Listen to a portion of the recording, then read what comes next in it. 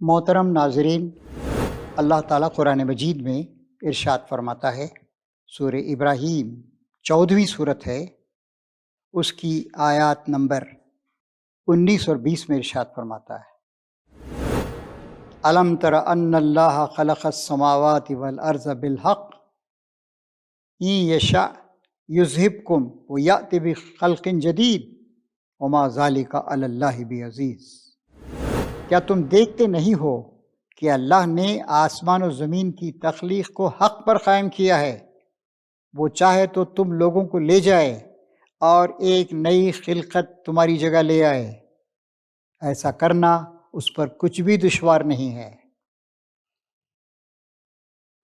انسان اپنے آپ پہ بڑا بھروسہ کرتا ہے، دوں کے لیتا ہے، غرور کا شکار رہتا ہے، خدا کا انکار کرتا ہے، الہات کی راہوں پہ دوڑا ہوا چلا جاتا ہے، اپنی عقل پہ، اپنی ایجادات پہ، اپنی ترقیوں پہ، اپنی سائنٹیفک نالج پہ، جس کے بارے میں اس کو خود اقرار ہے کہ بہت محدود ہے، اور کائنات کے مطالعے پہ، جس کے بارے میں مانتا ہے کائنات کا مرئی حصہ، ویزیبل حصہ، اس کا تھوڑا ہی حصہ ہم نے دیکھا ہے، اور کائنات کا اور بہت بڑا حصہ غیر مرئی ہے، انویزیبل ہے۔ اپنے آلات کی مدد سے تھوڑا بہت اس کے بارے میں جانتا ہے انسان۔ تو انسان کو بڑا ان سب چیزوں پہ فخر ہے، اور خدا کا انکار تک کر دیتا ہے۔ اور جیسے اکبر الہ آبادی نے کہا ہے، جو ایئر شپ پہ چڑھے تو ہم ہی ہیں، خدا نہیں ہے، جو ایئر شپ سے گرے تو لاش کا بھی پتہ نہیں۔ یہ انسان کی حالت۔ اللہ تعالیٰ انسان کو بتا رہا ہے کہ اللہ نے آسمان و زمین کی تخلیق کو حق پر قائم کیا ہے، کوئی زور زبردستی نہیں ہے۔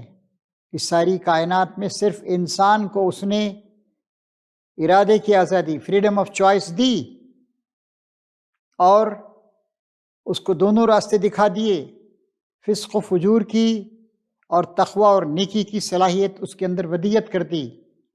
پھر وہ تمہاری نگاہوں سے مستور ہو گیا، اور تمہاری آزمائش ہو رہی ہے، تم اپنے خدا کو پہچانتے ہو یا نہیں۔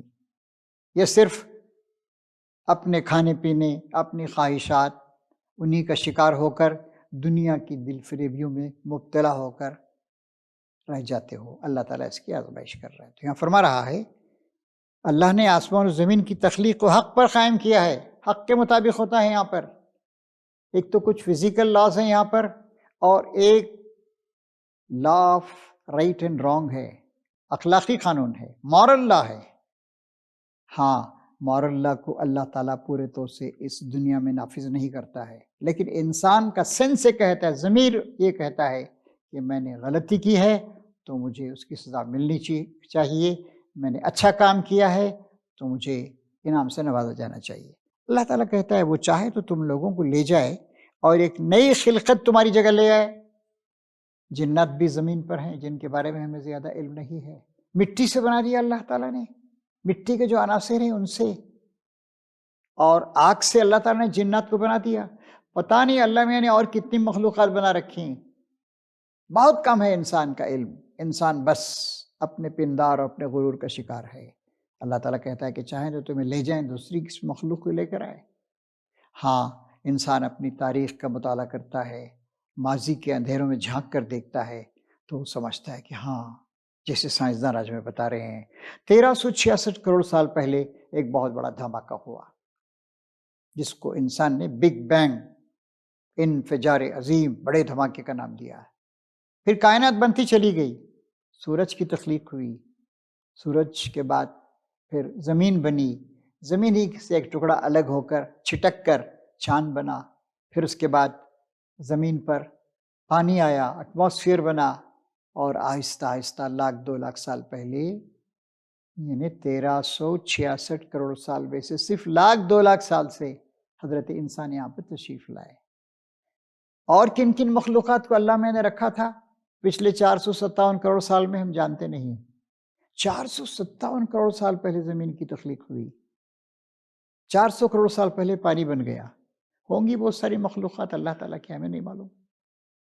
اور انسان اگر بغاوت میں حد سے زیادہ آگے بڑھ جائے، اللہ تعالیٰ کہتا ہے کہ کر سکتا ہے اللہ، تمہیں ہٹا دے، کسی اور مخلوق کو لے کر آئے۔ اس کے بعد اللہ تعالیٰ فرماتا ہے وما ذالک علی اللہ بعزیز، اللہ تعالیٰ کے لیے کوئی مشکل کام نہیں۔ کیا مشکل ہے اللہ تعالیٰ کے لیے؟ وہ اللہ تعالیٰ جس نے اتنی بڑی کائنات کو تخلیق فرمایا ہے، جس نے ہزاروں کہکشانیں بنائی ہیں، ہماری جو کہکشاں ہے ملکی وے، 350 بلین، بلین کے معنی ہوتے ہیں ارب یعنی 100 کروڑ، 350 بلین اس کے اندر سولر سسٹمز، اور نیکسٹ جو ہمارے بعد اینڈرومیڈا دوسری کہکشاں ہے، اس میں تقریباً اندازہ ہے کہ 1000 بلین سولر سسٹمز ہیں۔ اتنی بڑی کائنات اللہ تبارک و تعالیٰ کی ہے، اور ظاہر ہے اللہ نے یوں ہی بنا کے نہیں چھوڑ دیا ہوگا۔ اللہ تعالیٰ کوئی کام بیکار نہیں کرتا ہے۔ بہت ساری مخلوقات ہوں گی، بہت ساری باتوں کو ہم سمجھ نہیں سکتے۔ اللہ نے مختلف پرندے بنائے، کیوں بنائے اللہ جانتا ہے پورے طور سے۔ اللہ نے سانپ بنایا، بچھو بنائے، زہریلے کیڑے بنائے، کیوں بنایا؟ بیماریاں لاتا ہے، زلزلے پیدا کرتا ہے، ایک مقصد ہے اللہ تعالیٰ کا۔ بہت کم انسان جانتا ہے، انسان کا علم بہت محدود ہے۔ تو اللہ تعالیٰ یہاں بتا رہا ہے کہ فخر و غرور کا شکار مت ہو، بندگی رب کا رویہ اختیار کرو، مطیع فرمان بن جاؤ، بغاوت مت کرو، دنیا دنی کی خرابیوں کا شکار نہ ہو جاؤ، اللہ سے ڈر کر زندگی گزارو، اپنے رب کو، اپنے معبود کو سمجھو، مانو، اس کی اطاعت کرو، اور اس کے دیے ہوئے طریقے حیات کے مطابق زندگی گزارو، بغاوت کا رویہ نہ اختیار کرو۔ تو اللہ چاہے تو تمہیں ہٹا کر دوسری مخلوق کو لا سکتا ہے، اللہ کے لیے کچھ بھی مشکل نہیں۔ تو اللہ تعالیٰ سے ہمیں اللہ کی کتاب کی روشنی میں ڈرنا چاہیے، اور سائنس جو معلومات فراہم کر رہی ہے ان سے بھی فائدہ اٹھانا چاہیے، اور تابع امر رب ہونا چاہیے۔ اللہ کا شکر ہے کہ ہم پہلے سے ایمان رکھتے ہیں۔